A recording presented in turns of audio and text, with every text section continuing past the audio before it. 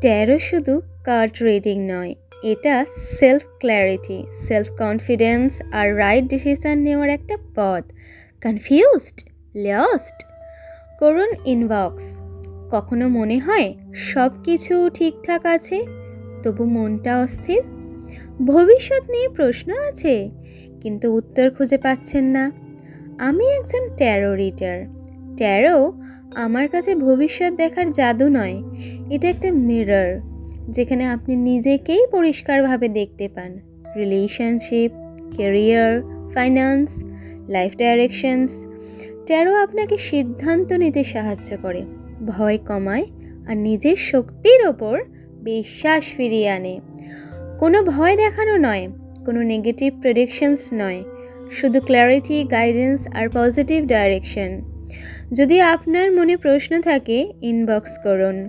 শান্ত মনে কথা বলি। আমি নিবেদিতা।